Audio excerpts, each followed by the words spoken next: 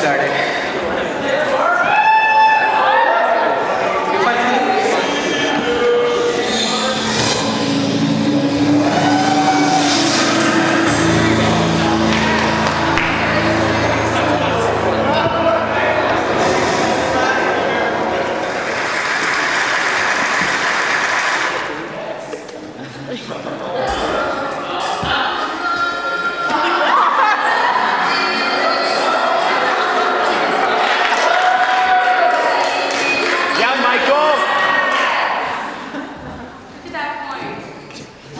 The Doox men. Maybe you've heard of them. Heard them riffing to themselves. Maybe you've heard Janie belting in the library and wanted him to shut up. Yes! Yes! Maybe Elliot won't stop talking to you about the merits of some new indie band. Maybe they're your friends. They live among us, in our morning lectures, in our froco groups. You pass them in the halls, you smile, they smile back. But do you really know anything about them? For the past 3 years, myself, along with Dr. Trapani, Dr. Ratner, Dr. Trinloy, professors at Cambridge, and Cambridge, respectively, as well as Mr. Goldsmith, who is our busted PhD candidate at Cambridge, have been living undercover as participant observers with the Doox men, this small tribe native to southern Connecticut. Yes, anthropology. Eating with them, traveling with them, even calling them our friends, and all along documenting their activities. Today, we present our findings to TED in this lecture, The Doox Men at Yale, and ethnography. Yes!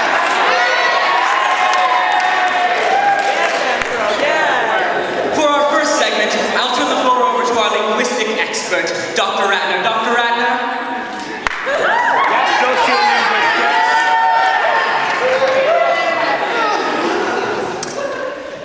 It seems that through complete and utter social isolation from the larger community, the Doox men have developed their own internally consistent sub-dialect of English that I provisionally termed Doox-speak. Here I have compiled a list of key terms. Benjamin, look at the terms.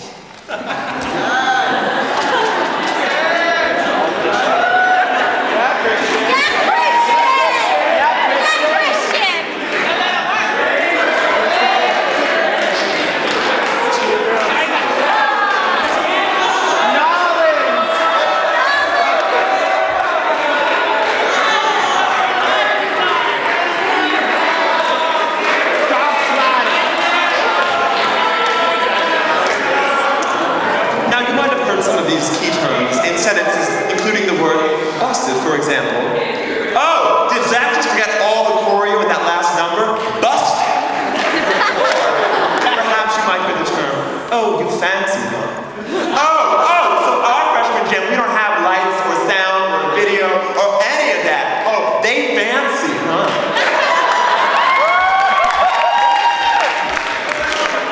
To an outsider, the dialogue appears to be gibberish, and it renders the Doox men utterly incomprehensible to the outside world.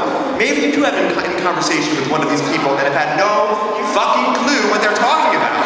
But perhaps you also noticed Doox-speak permeating your own language. A stray busted during a concert. In a triumphant moment, you whisper to yourself, "Come on." The Doox men certainly try to cultivate the spread of their dialect. Here we can see the Doox men teaching vocabulary during a cultural exchange in China. Benjamin? We're gonna have that. We all do that together. It's a special form of say goodbye. See what it's trying to do.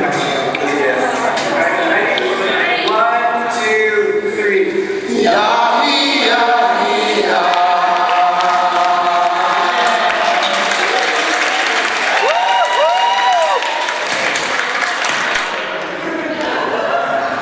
And now, to discuss the Doox men and religion, Dr. Minervich and Lloyd.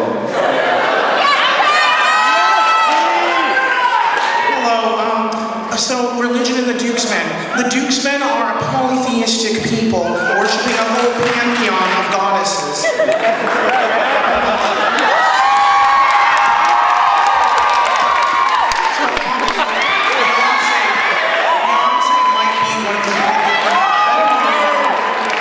With me, all of those. Benjamins seem to believe that the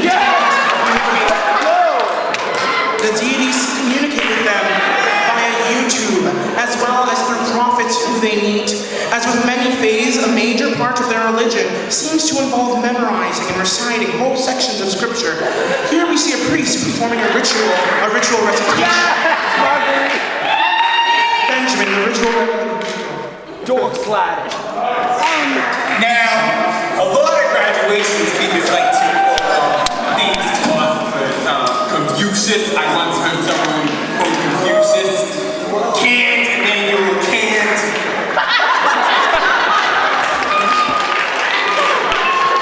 However, most interesting is that their religion also involves a form of divine possession where the goddess takes over the priest's body and speaks through him. Miranda sings the supreme goddess. The supreme.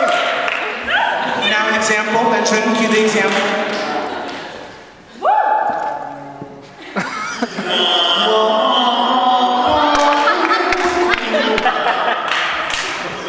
There's no sunshine when she's It ain't warm when she's ain't no sunshine when Now I turn over for our final to Professor Trapani. Thank you, Neva. As Dooxmen age, they become crusty, oldies, and they must leave the nest. But what remains clear is that even as they venture off into the wider world, they retain their customs. Benjamin.